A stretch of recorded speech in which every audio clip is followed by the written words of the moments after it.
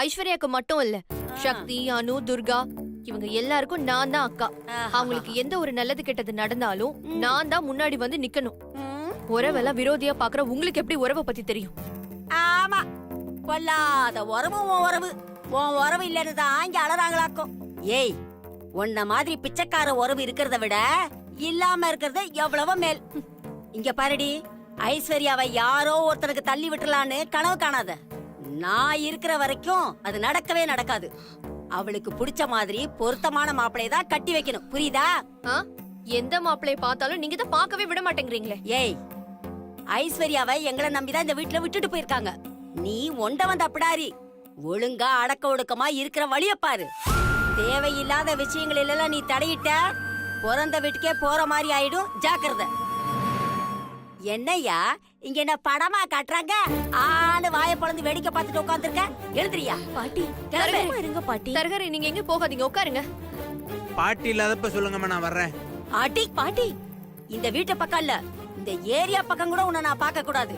ஓடி போயிட அப்படியே. போயா, என்ன நின்னு பாத்துட்டு கிழவியா இருக்கும். ஏய், மாப்பிள மண்ணாங்கட்டி நீங்க யாராவது வந்தாங்க அவ்வளவுதான் சொல்லிட்டேன், ஜாக்கிரதை.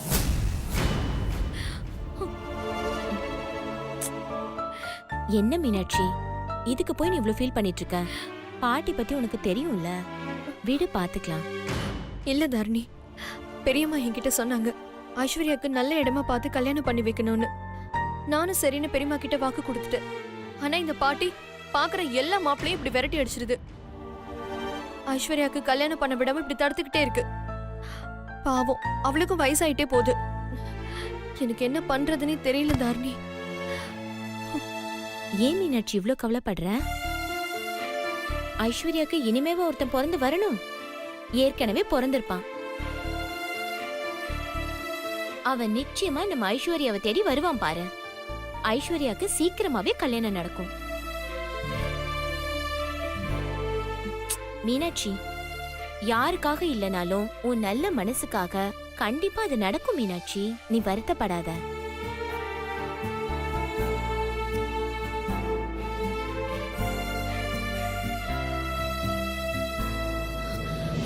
தாரணி, நாம இப்படி பண்ணா என்ன? எப்படி? பேசாம ஐஸ்வர்யாவை நம்ம ரஞ்சித்துக்கு கல்யாணம் பண்ணி வச்சுட்டா என்ன? ஐஸ்வர்யாவோட அழகுக்கும் வசதிக்கும் அவ பழக்க வழக்கத்துக்கும் எல்லாத்துக்குமே ரஞ்சித் பொருத்தமா இருப்பாருன்னு எனக்கு தோணுது. ஏன்னா ரஞ்சித் ஃபாரின்ல படிச்சவரு, எல்லார்கிட்டயும் ஜாலியா பேசி பழகுறாரு. ஐஸ்வர்யாவுக்கு ரஞ்சித் தான் ஏத்த ஜோடி. நீ என்ன நினைக்கிற தாரணி? ஆமா மீனாட்சி, நீ சொல்றது சரிதான். ஐஸ்வர்யாக்கும் ரஞ்சித்க்கும் கல்யாணம் பண்ணி வச்சா மேட் ஃபார் ஈச் அதரா இருப்பாங்க. சரி தாரணி, இந்த விஷயத்த நான் முதல்ல உங்க அண்ணன் கிட்ட போய் சொல்றேன். அவரு என்ன சொல்றாருன்னு பாத்துட்டு அதுக்கப்புறம் நம்ம டிசைட் பண்ணலாம். அது வரைக்கும் இந்த விஷயத்த நீ யார்கிட்டயும் சொல்லக்கூடாது. யார்கிட்டயும் சொல்ல மாட்டேன். அப்பாடா, இப்பதான் எனக்கு ரொம்ப நிம்மதியா இருக்கு. அந்த பேஷண்டோட ரிப்போர்ட்டை டாக்டர் பார்த்தாச்சா? பார்த்தாச்சு. நீங்க பில் போட்டுருங்க. Excuse me, patient Venkata discharge பண்ண சொன்னாங்க. ஓகே, கேஷ் கொடுத்துருங்க.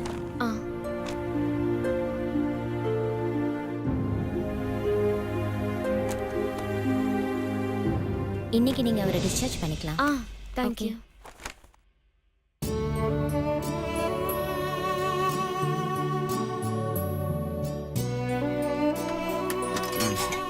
வாங்க வெங்கட், பாத்து பாத்து.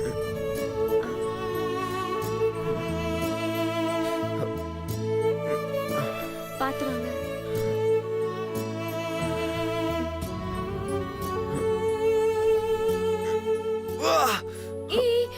என்னாச்சு வெங்கட்?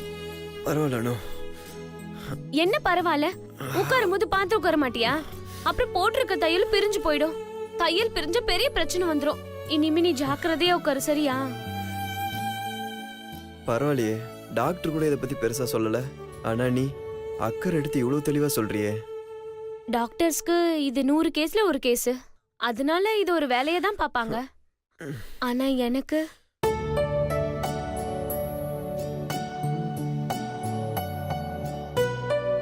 மத்தவங்கள விட நீ எனக்கு கொஞ்சம் ஸ்பெஷல். அதான் இவ்ளோ அக்கறையா பாத்துக்கிற. ஸ்பெஷல்னா? ஸ்பெஷல்னா ஸ்பெஷல் தான். என்னாச்சு? ஒன்றும் இல்லை. என்னால தானே உனக்கு இப்படி ஆச்சு. மனசுக்கு ரொம்ப கஷ்டமா இருக்கு. அனு, திரும்ப திரும்ப அதையே சொல்லிட்டு இருக்காத. எனக்கே கஷ்டமா இருக்கு. எது நடக்கணும்னு இருக்கோ அது நடந்தே தீரும். அதை யாராலையும் மாற்ற முடியாது. பிரச்சனையை பற்றி மட்டுமே யோசிக்காம அந்த பிரச்சனையோட காரணத்தையும் அதை எப்படி சமாளிக்கிறதுன்றதை பற்றி யோசிக்கணும். பிரச்சனை பற்றி மட்டும் யோசிச்சுட்டு இருந்தா நம்ம டைம் தான் வேஸ்ட் ஆகும். நல்லா தான் பேசுற. வக்கீலாச்சே, பேசிதானே ஆகணும். சரி, உன் ஆஃபீஸுக்கு டைம் ஆயிடுச்சு, நீ கிளம்பு, நான் பார்த்துக்கிறேன். என்ன பாத்துக்கற? அதெல்லாம் முடியாது. நான் இங்க இருந்து உனக்கு ஹெல்ப் பண்ணிட்டு தான் போவேன். அதுவும் ஒரு நாளைக்கு இல்ல, ஒரு வாரத்துக்கு. ஒரு வாரத்துக்கா? என்ன விளையாடுறியா? ஆஃபீஸில் உன்னை திட்ட போறாங்க. இவ்வளோ நாள் லீவ் போட்டா தேவையில்லாம பிரச்சனை தான் வரும். அதெல்லாம் ஒண்ணும் வராது. நான் ஏற்கனவே ஒரு வாரத்துக்கு லீவ் சொல்லிட்டேன். அதையும் மீறி என்னை யாரும் எந்த கேள்வியும் கேட்க முடியாது. ஏன்? ஏன்னா அது எங்க மாமா கம்பெனி. கேட்டா அவர் தான் கேட்கணும். அப்படி அவர் கேட்டாலும் என் அக்காவை விட்டு சமாளிச்சிடுவேன். ஏன்னா எங்க அக்கானா எங்க மாமாவுக்கு அவ்வளோ இஷ்டம். அவ ஒரு வார்த்தை சொன்னா போதும், அவர் பொட்டி பாம்பா அடங்கிடுவாரு. எங்க அக்கா சக்தியை எங்க மாமா அவ்வளோ லவ் பண்றாரு. சார், அவங்க 2 பேரும் டிவோர்ஸ்க்கு அப்ளை பண்ணிருக்காங்க. இந்த விஷயமே உங்களுக்கு தெரியாதா? பாவம் தம்பிய பொண்ணு, அவ அக்காக்காக தன் வாழ்க்கையே பணயம் வச்சா. கல்யாணம் ஆனதுக்கு அப்புறம் எப்படியோ நல்லா இருக்கான்னு நினைச்சு நான் சந்தோஷப்பட்டுட்டு இருந்தேன்.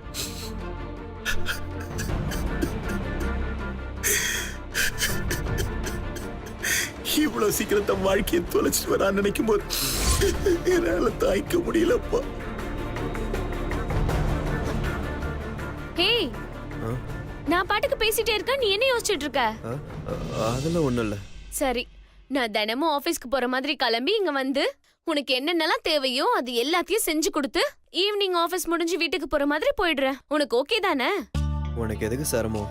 அதெல்லாம் ஒரு சிரமமும் கிடையாது. நீ இப்ப ரிலாக்ஸ்டா உட்காரு, நான் உனக்கு காஃபி போட்டு கொண்டு வரேன். உனக்கு காஃபி வேணுமா, டீ வேணுமா? எது வேணாலும் ஓகே. உனக்கு என்ன வேணும் சொல்லு ப்ளீஸ். காஃபி. Okay, 2 minutes.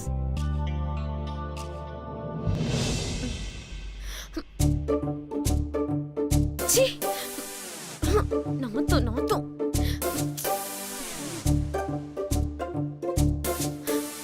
ஐயோ, கருமம் கருமம். ச்சே, கிச்சனா இது? ச்சே, ச்சே, கருமம். என்னாச்சு? கருமம் கருமம். வீடா இது? பெரிய சைஸ் குப்பை தொட்டி மாதிரி இருக்கு. யாராவது சமையல் கட்டுல போய் அண்டர் வேற காய வைப்பாங்களா? அங்கதான் கொஞ்சம் வெயில் அதிகமா இருக்கும், அதனாலதான் அங்க காய போட்டேன். இன்னொரு தடவை அங்க அதை பார்த்தேன் அப்படியே கொளுத்திடுவேன். அப்புறம் இந்த கடையில பார்சல் வாங்கிட்டு வந்து சாப்பிட்டா அத டஸ்ட்பின்ல போடுற பழக்கமே இல்லையா? டஸ்ட்பின்ல தானே போட்டிருக்கேன். நீ தானே சொன்ன வீடே குப்பை தொட்டி மாதிரி இருக்குன்னு, அதான் அங்கங்க கொஞ்சம் போட்டிருக்கேன். செம்ம காமெடி. சாயங்காலம் போகும்போது சொல்லு, மறக்காம சிரிக்கிறேன். மூஞ்ச பாரு. ஹலோ, பேச்சுலர்ஸ் வீடுனா அப்படிதான் இருக்கும். கஷ்டப்பட்டு வேலைக்கு போயிட்டு வீட்டுக்கு வந்தா செம்ம டயர்டா இருக்கும். அதுக்கப்புறம் வீட்டை கிளீன் பண்ணலான்னு போகும்போது அப்படியே தூக்கம் வரும், படுத்து தூங்கிடுவேன். சரி, இன்னைக்கு நான் கிளீன் பண்ணி தரேன். ஆனா அதுக்கப்புறம் அப்படியே மெயின்டைன் ஆகணும், புரிஞ்சுதா? அது அப்படியே மெயின்டைன் ஆகணும்னா நான் வீட்டுக்குள்ளேயே வரக்கூடாது. அப்ப கூட டஸ்ட் வருமா? ஹலோ, அப்படியேனா அப்படியே இல்ல, கொஞ்சமாவது கிளீனா, புரியுதா? ட்ரை பண்றேன். ட்ரை பண்றியா? நீ பண்ற.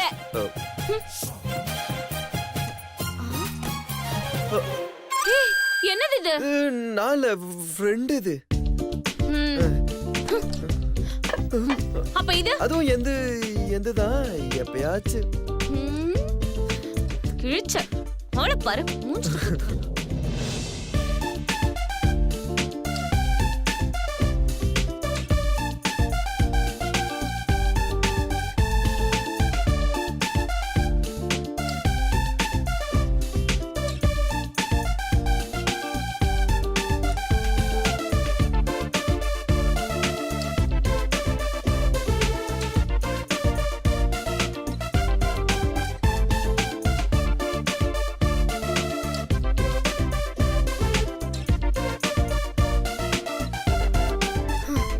அப்பாடா, இப்போதான் கிச்சன் மாதிரி இருக்கு.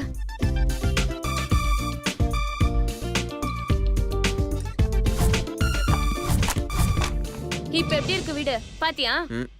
இப்படிதான் இருக்கணும். வாய் தான் ஜாஸ்தின்னு பார்த்தா வேலையில கட்டுற சின்சியரிட்டியும் ஜாஸ்தியா தான் இருக்கு. இதுக்குதான் ஒரு கல்யாணம் பண்ணிக்கணும்னு சொல்றது. நீ வேலைக்கு போயிட்டு வீட்டுக்கு வரும்போது டயர்டா வருவ. வீட்ல பொண்டாட்டின்னு ஒருத்தி இருந்தா எல்லா வேலையும் அவ பாத்துப்பால. நீ வேற அனு, முதல்ல நல்லா சம்பாதிக்கணும், நல்லா செட்டில் ஆகணும். அதுக்கப்புறம் தானே கல்யாணத்தை பத்தில யோசிக்க முடியும்.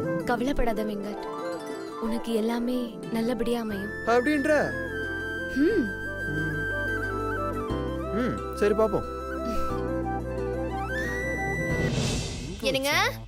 ஆ? அட, இங்க இருக்கீங்களா? நான் உங்களை எங்கெல்லாம் தேடிட்டு இருக்கேன். என்னாச்சு மீனாட்சி சாமி, எதுக்கு இவ்வளவு பதட்டமா வரீங்க? ஐயோ, இது பதட்டம் இல்லைங்க, சந்தோஷம். சந்தோஷமா? ஆமா, அவ்வளவு சந்தோஷப்படுற அளவுக்கு அப்படி என்ன நடந்துச்சு? நடக்கலைங்க, இனிமே தான் நடக்க போகுது. என்ன மீனாட்சி சாமி புரியாத மாதிரியே பேசிக்கிட்டு? எதுவா இருந்தாலும் தெளிவா சொல்லுங்க. நான் சொல்ல போறத கேட்டா நீங்களும் சந்தோஷப்படுவீங்க. முதல்ல என்ன விஷயம் சொல்றீங்களா? எல்லாம் நம்ம ஐஸ்வர்யா கல்யாணத்தை பத்தி தான். ஐஸ்வர்யா கல்யாணமா? ம், அதத்தான் நம்ம ஏற்கனவே பேசிட்டோமே. மாப்பிள்ள கூட பார்க்க ஆரம்பிச்சிட்டோம். இப்ப என்ன புதுசா? ம், புதுசுதான். மாப்பிள்ள பார்க்க ஆரம்பிச்சோம், ஆனா பார்த்து முடிச்சோமா? ஓ, புரிஞ்சு போச்சு. அப்போ நம்ம வீட்டுக்கு புரோக்கர் வந்துட்டு போயிருக்காரு, கரெக்டா? புரோக்கரா? ஆமா, ஐஸ்வர்யாவுக்கு மாப்பிள்ள பார்க்க புரோக்கர்ட்ட சொல்லியிருந்தோம்ல. அவர் நல்ல வரனா சொல்லியிருப்பாரு. அதான் இவ்வளவு சந்தோஷமா இருக்கீங்க. கரெக்டா கரெக்டா? எங்க இதாவது சொல்லிட்டு போறேன். என்ன மீனாட்சி சாமி, மாலை போட்டிருக்கேன்னு கூட பார்க்காம இப்படி எல்லாம் திட்டுறீங்க? பின்ன என்னங்க, நான் சொல்ல வந்தது முழுசாவே கேட்காம உங்க கற்பனையில நீங்க பாட்டுக்கு ஏதாவது பேசிட்டு போனா நான் என்ன சொல்றது? சரி, சொல்ல வந்தது நீங்களே சொல்லுங்க. நம்ம மாப்பிளை தேடி இனிமே அலைய வேண்டியதே இல்ல. நானே ஒரு மாப்பிளை பார்த்துட்டேன். யாரா இருக்கும்? ஆனா அந்த மாப்பிளை ஓகேவா நீங்க தான் சொல்லணும். மாப்பிள்ளைய பாத்துட்டீங்களா? சூப்பர் மீனாட்சி சாமி. சரி, யார் அந்த மாப்பிள்ளை? வேற யாரும் இல்லைங்க, நம்ம சக்தியோட ஃப்ரெண்டு ரஞ்சித் தான். ரஞ்சித் தேவையில்லாம வந்து குட்டையை குழப்பிட்டு இருக்கா. என்ன சாமி சொல்றீங்க? நம்ம ரஞ்சித் ப்ரோவா? ஆமாங்க, ஏய், நம்ம ஐஸ்வர்யாக்கு ரஞ்சித் தான் சரியான ஜோடின்னு எனக்கு தோணுது. ரஞ்சித்தை எல்லாருக்கும் வேற பிடிச்சிருக்கு. நல்லா படிச்சிருக்காரு, ஃபாரின்ல இருக்காரு. சக்தி ஒருத்தர் கூட பழகுறானா கண்டிப்பா அவரு கெட்ட பழக்கம் இல்லாத நல்லவரா தான் இருப்பார்னு எனக்கு நல்லா தெரியும். சொந்தம்னு சொல்லிக்க இப்ப அவருக்கு சக்தி மட்டும் தான் இருக்கா. அதையும் தாண்டி என் அக்காவை நினைச்சு பழகுறாரு. நானும் அவர் தம்பியை தாங்க பாக்குறேன். நம்ம ஃபேமிலியே அவர் ஃபேமிலி மாதிரி நினைச்சு பழகுறாருங்க. அவருக்கு ஒரு நல்ல வாழ்க்கை அமைச்சு கொடுக்கறது நம்மளோட கடமையா நினைக்கிறேங்க. அவருக்கு பொண்ணு பார்க்கணும்னு நினைக்கும் போது எதுக்கு வெளியில போய் பொண்ணெல்லாம் பாத்துக்கிட்டு, அதான் நம்ம வீட்லயே கல்யாணத்துக்கு ரெடியா ஒரு பொண்ணு இருக்கே, அவளையே கல்யாணம் பண்ணி வச்சிடலாம்னு நினைக்கிறேங்க.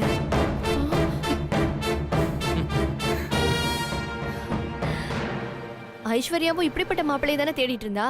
ஐஸ்வர்யாக்கு மாமியார் மாமனார் தொல்லைலாம் இருக்காது.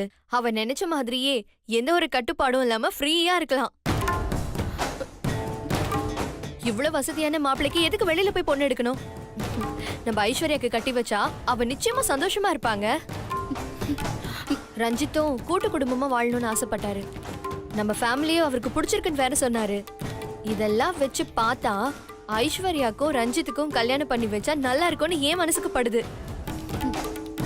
அப்படி மட்டும் நம்ம ஐஸ்வர்யாக்கும் ரஞ்சித்துக்கும் கல்யாணம் ஆச்சுன்னா நான் எங்க பெரியம்மாக்கு கொடுத்த வாக்குறுதியை நிறைவேற்றிட்டேன்னு சந்தோஷமா இருக்கும். அது சரிங்க, ரஞ்சித் ஐஸ்வர்யாக்கு பொருத்தமா இருப்பாரா? அவங்க 2 பேருக்கும் ஒத்து போகுமா? இனிமே இந்த கல்யாண பேச்சை நம்ம தொடங்கலாமா? நீங்க என்ன சொல்றீங்க? ஐயோ, என்ன சொல்றீங்களாவா? எப்படிப்பட்ட ஒரு விஷயத்த சொல்லிருக்கீங்க? சூப்பர் ஐடியா மீனாட்சி சாமி. எனக்கு முழு சம்மதம். ரஞ்சித் ப்ரோவும் ஐஸ்வர்யாவும் பொருத்தமான ஜோடியாவே இருப்பாங்க. ஐஸ்வர்யாவோட பிடிவாதமான கோவமான குணத்துக்கும் ரஞ்சித் ப்ரோவோட பொறுமையான நிதானமான பேச்சுக்கும் 100% ஒத்து போயிடும். கரெக்ட்டுங்க. ஏன்னா பிளஸும் சேர்ந்தா மைனஸ் ஆயிடும். அதுவே 1 பிளஸ் ஆகும் இன்னொன்னு மைனஸ் ஆகும் இருந்தா லைஃப் நல்லா இருக்கும். அப்போ நம்மள யாரு பிளஸ் மைனஸ்? அப்சல்யூட்லி நான் தான் பிளஸ், நீ மைனஸ். போங்க. ஏய் மீனாட்சாமி, சும்மா சொன்ன மீனாட்சாமி. என் மீனுக்குட்டி என்னைக்குமே பிளஸ் தான். அதனாலதான் இது வரைக்கும் யாருக்குமே தோணாத ஒரு ஐடியா உங்களுக்கு தோணி இருக்கு. இதுக்குதான் என் மீனுக்குட்டி மாதிரி அறிவான பொண்ணு ஒவ்வொரு வீட்டுக்கு வேணுங்கிறது. நாளைக்கே நம்ம வீட்ல பேசுறோம். ஐஸ்வர்யாவுக்கும் ரஞ்சித் ப்ரோவுக்கும் கல்யாணத்தை பண்ணி வைக்கிறோம்.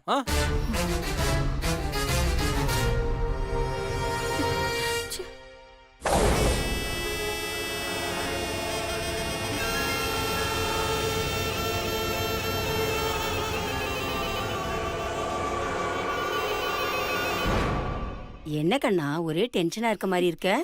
பேசாம போயிடுங்க. நான் கடுப்புல இருக்கேன். ஒவ்வொரு நிமிஷமும் அந்த மீனாட்சி என்ன குண்டு தூக்கி போடுவானு பயத்துல இருக்கேன். நீங்க பாட்டுக்கு சர்வ சாதாரணமா இருக்கீங்க. சோ ஏண்டா ஏண்டா ஏண்டா இப்படி பிபி ஏத்திக்கிற? இப்ப என்ன ஆயிடுச்சு? என் பொண்ணு இருக்கிற வரைக்கும் எதுவும் நடக்காது. எது? எனக்கும் சுந்தருக்கும் நடக்கிற கல்யாணம் தானே. அம்மாடி அப்படியெல்லாம் அவசகுணமா பேசாதடாமா. நிச்சயமா உனக்கு கல்யாணம் நடக்கும். கண்டிப்பா பாட்டி. நீங்க சொல்றதுதான் சரி. ஐஸ்வர்யாக்கு கண்டிப்பா கல்யாணம் நடக்கும். ஆனா மாப்பிள்ள நீங்க நினைக்கிற ஆள் இல்ல.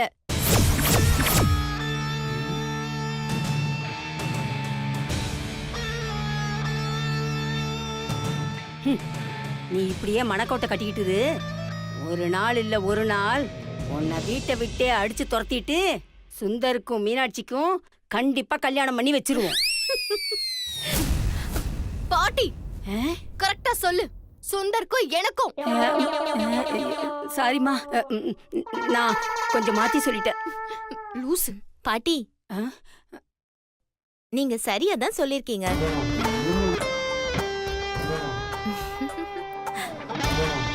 என்ன 2 பேருக்கும் ஏற்கனவே கல்யாணம் ஆயிடுச்சு. கரெக்ட் தாரணி. கல்யாணம் பண்ணவங்களுக்கு திரும்ப திரும்ப எப்படி கல்யாணம் பண்ண முடியும்? பண்ணலாம் மீனாட்சி. அதான் எப்படி? 60ஆம் கல்யாணம். உங்க 2 பேருக்கும் 60 வயசுல உங்க பேர பிள்ளைங்க, என்னோட பேர பிள்ளைங்க, அண்ணா அண்ணியோட பேர பிள்ளைங்க முன்னிலையில 60ஆம் கல்யாணம் பண்ணலாம். ஆனா அதெல்லாம் பார்க்க சில பேர் இருக்க மாட்டாங்க. ஆனா ஐஸ்வர்யா இருப்பா. அவளும் அவ குழந்தைங்களும் பேர பசங்களோட வந்து கலந்துப்பாங்க. என்ன ஐஸ்வர்யா, நான் சொல்றது சரிதானே? என்னம்மா வாயை திறக்க மாட்டேங்கிற? அட அது வெக்கம் தாரணி. ஐஸ்வர்யாக்கு இப்போ கல்யாண வயசு ஆயிடுச்சுல்ல, அதான் வெக்கத்துல இருக்கா. ஓ அப்படியா? ஓஹோ ஏத்தி விடுறாளே. என்ன ஐஸ்வர்யா, உன் வெக்கப்படுற முகத்தை கொஞ்சம் காட்டுமா, நான் பார்த்ததே இல்ல. ஏ தாரணி, நீ என்ன பண்ணிட்டு இருக்கன்னு தெரியுமா? என்ன பாட்டி? தேவையில்லாத சாவகாசம் வச்சிட்டு இருக்கறனால உன் அம்மா உன் மேல செம கடுப்புல இருக்கா. ஜாக்கிரதையா நடந்துக்க. என்ன பண்ணுவீங்க பாட்டி? பெருமையா இருடி. ஒரு நாள் இல்ல ஒரு நாள் உனக்கும் உன் தங்கச்சிக்கு வைக்கிறேன் ஆப்பு. நீங்க பொறுமையா யோசிச்சு ஒரு நல்ல நாள் பார்த்து வைங்க. நான் இப்பவே ஒரு ஆப்பு வைக்கிறேன். ஆப்பா இப்பவே வா. ஆமா, இது உங்களுக்கு இல்ல, ஐஸ்வர்யாக்கு. ஐஸ்வர்யா ஆப்புன்னு சொன்னது அவங்களுக்கு தாமா. உனக்கு அது நல்ல விஷயம்தான். இந்த ஐஸ்வர்யா, இவர்தான் உனக்கு பாத்திருக்க மாப்பிள்ள. அட நீ பாட்டுக்கு திரும்பிட்ட. நல்லா இருக்காரா இல்லையான்னு பார்த்து சொல்லு.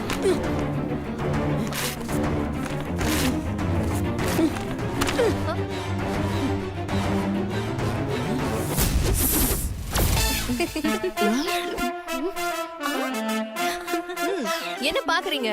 இந்த வித்தையெல்லாம் உங்க பேரங்கிட்ட இருந்து தான் கத்துக்கிட்டேன். நீங்க போட்டோவை கிழிக்க கிழிக்க போட்டோ வந்துகிட்டே இருக்கும்.